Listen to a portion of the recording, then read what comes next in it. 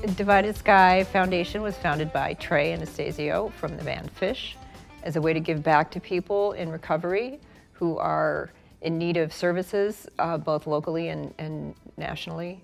We do offer partial scholarships for people who fit the need for the program that we offer. We have the third annual fund run, which will be Saturday, May 18th this year. The run starts at 9 a.m. and the funds raised are split between the Divided Sky Foundation and the Turning Point Centers of Rutland and Springfield. They are both Turning Point Centers of the 2 of the 11 in the state of Vermont that provide recovery services and resources to people in early recovery. We have a great turnout. It's a fun day. We have a band this year who was here last year, along with food trucks and a lot of fun stuff. The run itself is not, you don't have to run. If you want to register, that's great. It's a great support, but we won't tell anyone if you don't want to run. It's a 5K that starts at the Jackson Gore Ice House and goes right down to 100. It does a big circle around Rod and Gun Club and Buttermilk Falls Road, and it's a great time. We have been approved for up to 450 registrants this year, so we still have room. There's also a virtual option, which again, it's a good way to help support us and also raise money for the Turning Point Centers. The virtual option gets you some extra swag, and it also gets you in the running for a couple of classic Trey Anastasio Band tickets and a signed poster. Yeah, directly following the fun run, starting at 2 p.m. through 8 p.m., we've got 3 amazing bands, Vermont local Saints and Liars, Dogs in a Pile from Asbury Park, New Jersey, and Anders Osborne is going to come up and celebrate his own recovery with us from New Orleans.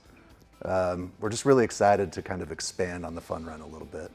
Our friends at the Phoenix are helping us out with the preparation and the planning, but we'd like to kind of keep the party going for a little longer in Ludlow and have a little extra stuff for people to do, especially that are coming from out of town to support us.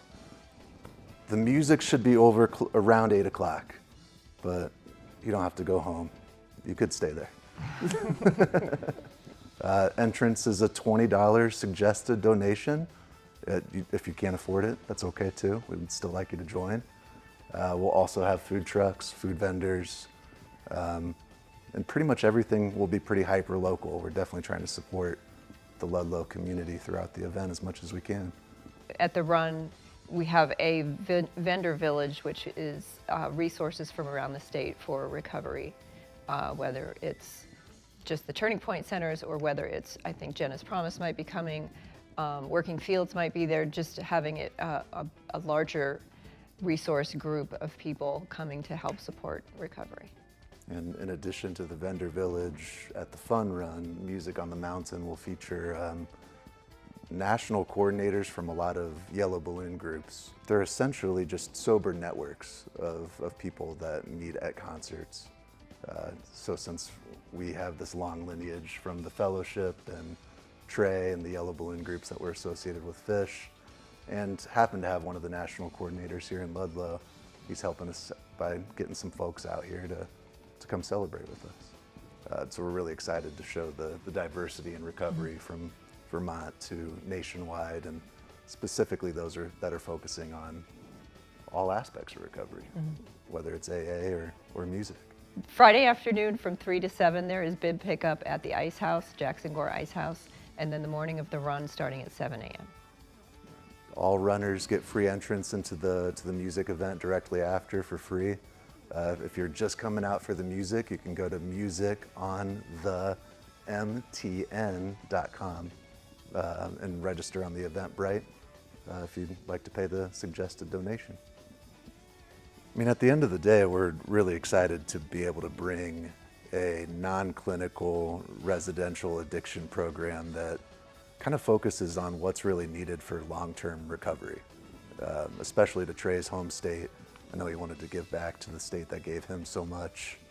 And we're really happy to be providing a program that really focuses on joy in recovery rather than just not doing drugs anymore. And I think the setting of Ludlow is particularly potent for that type of operation.